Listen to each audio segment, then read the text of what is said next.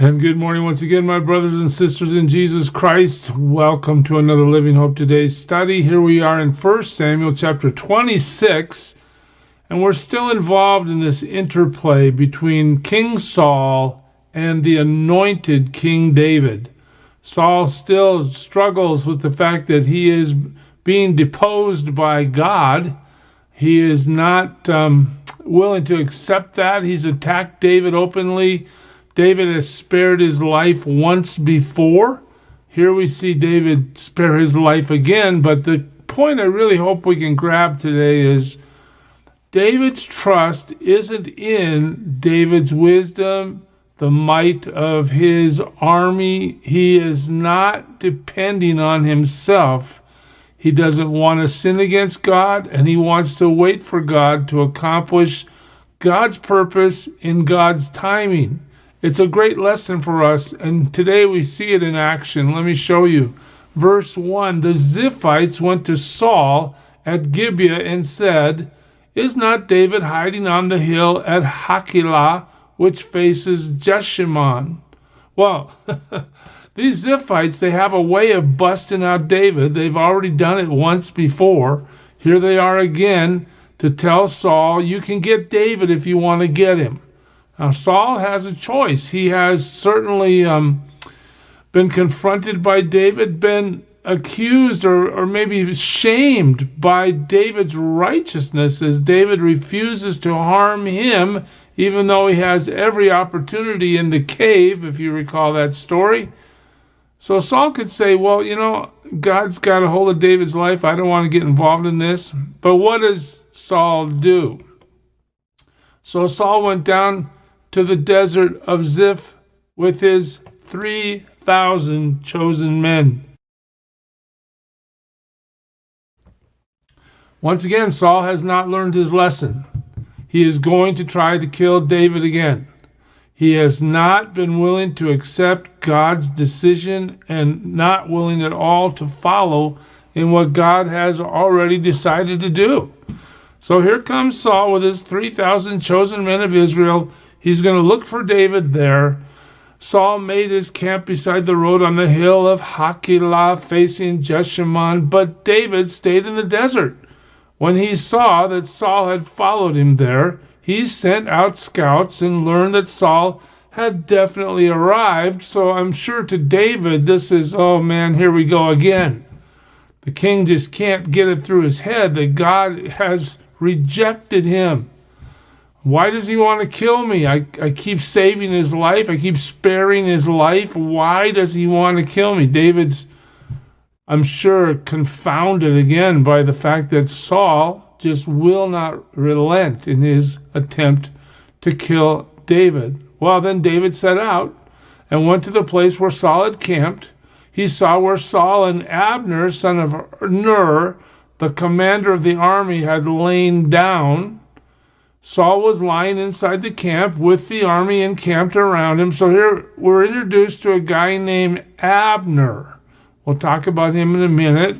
Then David then asked Ahimelech the Hittite. This isn't Ahimelech the priest that we saw earlier in the story. This is a different guy. Remember Uriah the Hittite. He was the guy that was married to Bathsheba before David had him killed. But we'll get to that later. This is Ahimelech the Hittite. One thing you need to understand is David's little band of 600 guys is made up of all kinds of people. There's not just Jewish soldiers in the army that David commands. There's all kinds of people.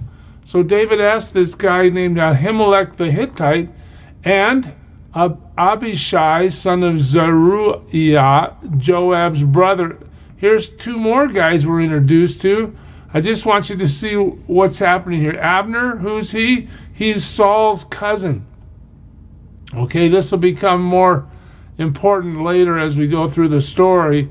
And these two guys, Abishai and Joab, they're David's nephews. Joab is destined to become the leader of the army when David officially takes power. Anyway, what's David's request? I want you to come down with me to the camp where Saul is, and Abishai says, okay, I'll go with you, let's go. Listen to what happens. So David and Abishai went to the army by night, and there was Saul lying asleep inside the camp with his spear stuck in the ground near his head. Abner and the soldiers were lying around. Abner's what? He's the commander. He's the one that's in charge of defending King Saul. Well, he's sound asleep. There's the spear. Abishai says to David, again, watch this. This is the lesson. Today God has delivered your enemy into your hands. Now let me pin him to the ground with one thrust of my spear. I won't strike him twice. Abishai says, look, David, God has given you your enemy. He attributes their closeness to Saul, the spear sitting right there, all to God's doing. But really, this is a temptation to David. Is he going to take his ascension to the throne into his own hands?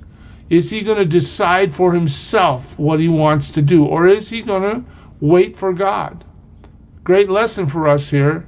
We have many occasions in our lives where we can decide what we want to do because we think something is best, when all along the goal God has for us is to trust him, wait for him, let him work his will in our lives in his timing, not in our own. All right, so Abishai is sitting there saying, hey, Dave, this is the best day you've had in a long time. Let's kill him. Let's kill King Saul right now. Well, what does David say? But David said to Abishai, don't destroy him. Here's a great question. Who can lay a hand on the Lord's anointed and be guiltless? You're going to bring guilt before God on our heads if we kill this king while he's sleeping. He's the king God chose. If God chose him, God knows when he's going to be removed. We need to wait for God. We're not going to move forward in our own strength, in our own wisdom. As surely as the Lord lives, look at this, here it is right here. The Lord himself will strike him. God's the one that's going to take action when God's ready to take action. I'm going to trust in God. I'm going to totally depend on God instead of doing what I think is best. Quite a great revelation for you and me. Here he is. I depend on God. I don't depend on my own wisdom. I don't depend on my own strength. He will accomplish his purpose when he's ready. Wow. Look at this. Either his time will come and he'll die, or he will go into battle and he'll perish. David trusts the Lord completely. But the Lord forbid that I should lay a hand on the Lord's anointed. Now, get the spear and the water jug that are near his head and let's go. Well, Abishai, I'm sure, is wondering what's going on. We've had him twice now, and you won't kill him. Well, look what happens. So David took the spear and the water jug near Saul's head, and they left. No one saw or knew about it, nor did anyone wake up. Oh, look at this. They were all sleeping because the Lord had put them into a deep sleep. So even as David refuses to act in his own strength, we're told that God is working circumstantially to protect David and to give David victory. He's put the whole camp of warriors to sleep while David and Abishai walk into the camp and take the king's spear and his jug. Interesting, isn't it? God is fighting for David even though he doesn't have a primary role in the story. It's not like it's all about what God's doing. It's just how it's playing out circumstantially through the power of God. Verse 13, then David crossed over to the other side and stood on top of the hill some distance away. There was a wide space between them. Okay, we're not too close to the army. And he called out to the army and to Abner, son of Ner, hey, you guys, aren't you going to answer me, Abner? And Abner replied, who are you who calls to the king? He doesn't understand that David's across the way yelling at him. David says, you're a man, aren't you? And who is like you in Israel? But here comes the question, why didn't you guard your Lord the king? Someone came to destroy your Lord the king.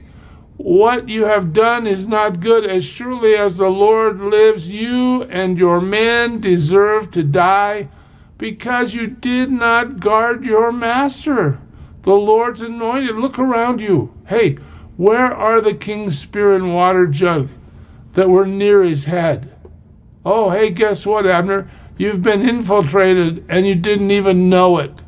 Saul recognized David's voice and said, "Is that your voice, David, my son?" How duplicitous can you be? Oh, yeah, I'm going to warm right up to you now that I can find you, because maybe if I can get you to come over here, I'll kill you. Right? Oh, you're my son. But look at David. David's heart is right. David replies, "Yes, it is, my lord the king." He doesn't say, "You dirty, rotten scoundrel that has tried so many times to murder me." No, he respects the position, the authority.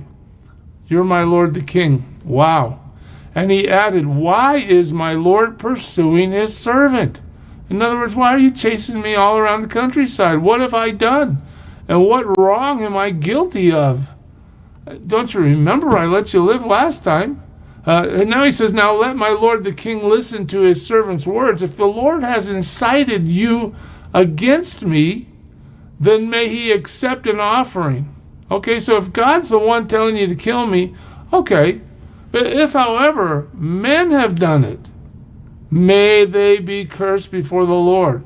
They have now driven me from my share in the Lord's inheritance and have said, "Go serve other gods." David's feeling the pinch of being basically exiled from his homeland, exiled from his purpose, his calling. He doesn't know that he's going to get called back and become the king. He's just living day by day now, trying to survive the hatred that Saul has for him. All right, they've driven him away. Interesting, as God develops David as a leader, he makes it hard. David's life is hard, it's uncertain. He has to understand how to trust, and that's what's happening here in the process. David says, "Now do not let my blood fall to the ground far from the presence of the Lord. The king of Israel has come out to look for a flea, as one hunts a partridge in the mountains." And Saul says again, look at this, the same conviction that was in Saul's heart after the cave incident comes back to him now. What does he say? "Oh, hey, guess what? I've sinned. Come back, David, my son." I think David might be wise to have a little lack of trust right here. "Because you considered my life precious today, I will not try to harm you again. Surely I have acted like a fool and have erred greatly."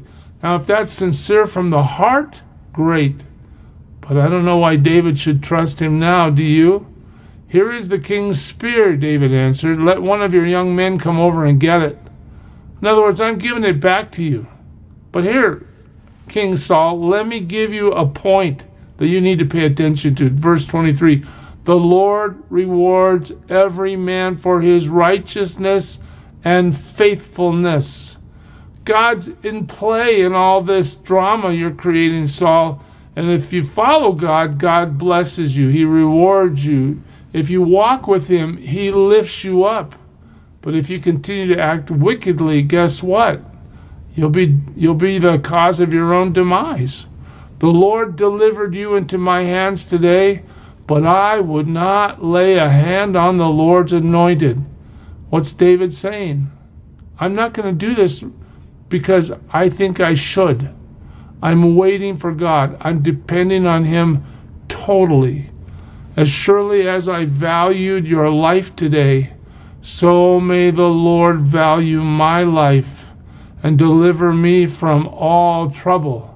I'm asking God to do for me what I did for you, even though you're out here to kill me, Saul. Then Saul said to David, "May you be blessed, my son David." Notice how many times he calls him a son, as if they're close. What a heart. What a heart. Well, you can get it.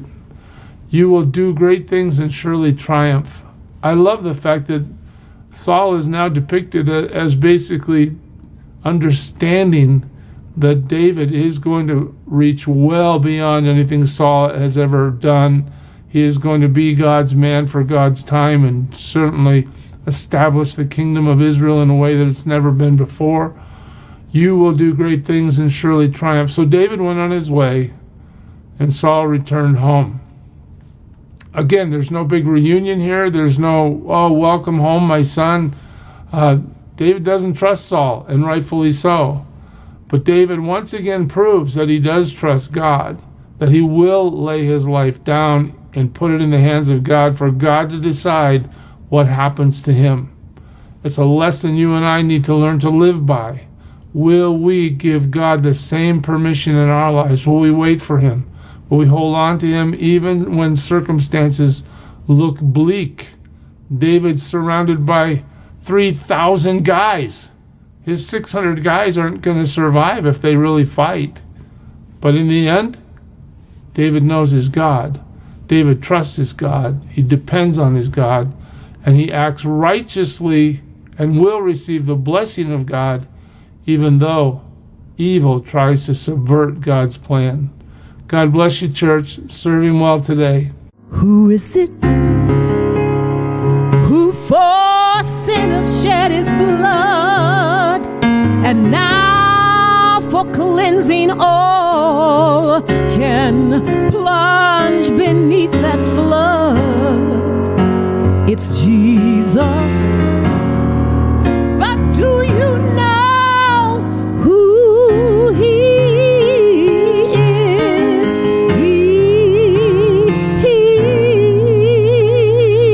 He's the image of the invisible God, and he's the brightness of his glory, the first, the last, the future, the past. He is God.